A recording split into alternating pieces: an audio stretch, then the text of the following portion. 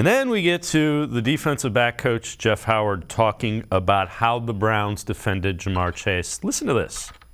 I mean, it's, I think, going into it, what you see is they have three good receiving threats, and all three of them were up for the game. And just the way that the NFL is, like if guys are up, active, that's an important. You're expecting them to play, and so we were planning for all three of them to play. And then after one series, two of them tap out, and the game changes. And so it stresses your adaptability, and you really gotta feel the game out. What is it going to be? And I know Ja'Marr had 15 targets. I thought we did pretty well on him. I think, Denzel won his fair share of them. I think some of them, they caught us, in some of the catches that he had, I think caught us in, run calls, and that's a big part of it, because you can't just say we're going to defend Ja'Marr Chase and not respect Joe Mixon in the run game.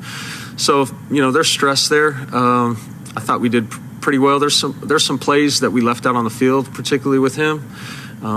We could probably be more aware of when they are in a situation like that, when they have one receiver. If you target a guy 15 times, you should probably think about, after about 4 or 5, you should probably try to take him away. And every NFL team, maybe other than this one, would sign on for taking away your number 2 and 3 wide receivers. Those are the problems defensive coordinators should want all day long.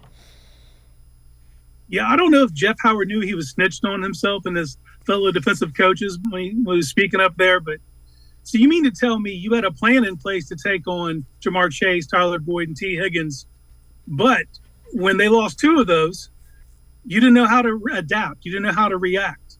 Like that's professional malpractice at this point, man. You can't, in the NFL, you knew Ja'Marr Chase was on your schedule. You got lucky the first time you didn't have to play against him, but you knew you were going to have to go up against him. You had to have a plan. And at face value, I get, okay, we're going to have Denzel go one-on-one with Ja'Marr Chase. But they're watching the same games we're watching. Denzel's not playing well. So there was not in any of these defensive meetings, you didn't hey, if Denzel struggles, we're going to pivot and do this. No, we're not going to bracket him. We're not going to, press him and then have someone play over the top. None of that. We're just going to keep doing the same thing over and over again. And he thought they defended Ja'Marr Chase well. Yeah. That's telling. 15 targets. At some point in time, put the rookie that likes to beat on wide receivers on him. Martin Emerson's really physical. Guys that are fast and lean like that, they don't like guys that want to beat on them when they're running. To change it up. There's a concept. Any plan B would have been acceptable. When you get to the first drive of the second quarter and you realize those guys still aren't coming back on the field, change your plan. Your plan's not working. You know what I mean? You abort. If I couldn't have less faith in this defensive coaching staff. We're to the point now of it's just, like I said, it's malpractice. Their ineptitude. It's ridiculous. And forget at halftime, there wasn't a conversation. What are we doing? Stefanski didn't get in Joe Woods' ear. The plan, what are we doing? Are we going to switch something up? Nothing. Just going to roll like that the entire game, and you get what you get.